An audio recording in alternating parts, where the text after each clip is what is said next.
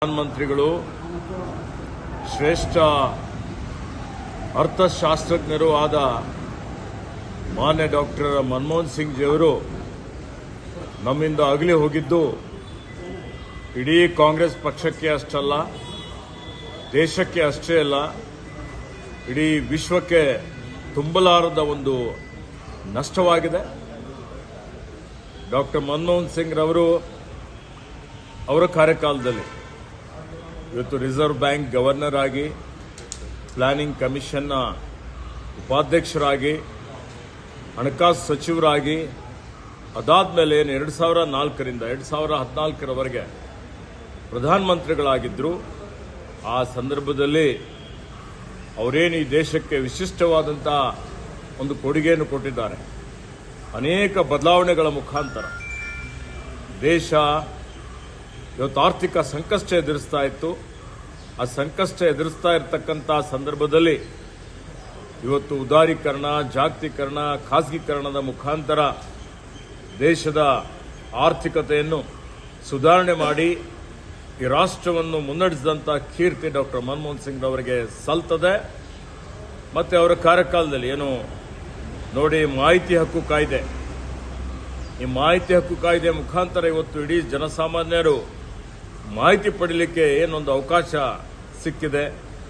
ಮನ್ರೇಗಾ ಮುಖಾಂತರ ಇವತ್ತು ಗ್ರಾಮೀಣ ಭಾಗದಲ್ಲಿ ಪ್ರತಿಯೊಬ್ಬರಿಗೂ ಉದ್ಯೋಗ ಸಿಗುವಂಥ ಒಂದು ಕೆಲಸ, ಒಂದು ಕ್ರಾಂತಿನೇ ಆಗಿದೆ ಅಂತ ಹೇಳ್ಬೋದು.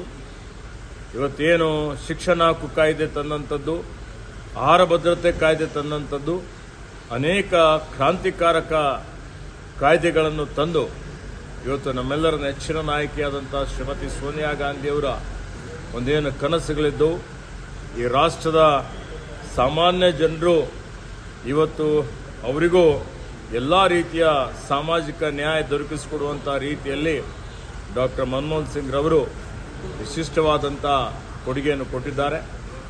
ಅವರ ಸಜ್ಜನಿಕೆ ಮತ್ತು ಅವರ ಸರಳತೆ ಹಾಗೂ ಅವರ ಪ್ರಾಮಾಣಿಕತೆ, ನಿಷ್ಠೆ ಇವತ್ತು ವಿರೋಧ ಪಕ್ಷದವರು ಸಹಿತ ಮೆಚ್ಚುತ್ತಾರೆ. ಹೀಗಾಗಿ ಆ ಭಗವಂತನು ಅವರ ಆತ್ಮಕ್ಕೆ ಶಾಂತಿ ಕೊಡಲಿ ಮತ್ತು ಅವರ ಅಗಲುವಿಕೆ ತಡೆಕೊಳ್ಳಿಕ್ಕೆ ಅವರ ಅಭಿಮಾನಿಗಳಿಗೆ, ಅವರ ಪರಿವಾರದವರಿಗೆ ಶಕ್ತಿ ಕೊಡಲಿ ಅಂತ ಹೇಳಿ ಭಗವಂತನಲ್ಲಿ ಪ್ರಾರ್ಥನೆ ಮಾಡಿಕೊಂಡು ಅವರಿಗೆ ನಾನು ಶ್ರದ್ಧಾಂಜಲಿಯನ್ನು ಅರ್ಪಿಸುತ್ತೇನೆ. ಧರಮ್ ಸಿಂಗ್ ಜಿ ಅವರೊಂದು ನಿಯೋಗ ತೆಗೆದುಕೊಂಡು ಹೋಗಿದ್ದೇವೆ.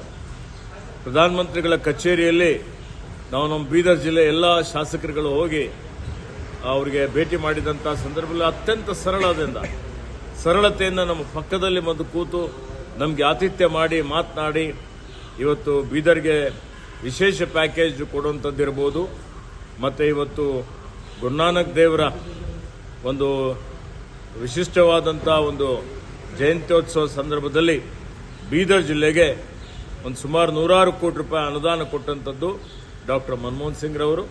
ಹೀಗಾಗಿ ಅವರಿಗೆ ನಾನು ವೈಯಕ್ತಿಕವಾಗಿ ಸುಮಾರು ಸಲ ಭೇಟಿ ಮಾಡಿದ್ದೇನೆ.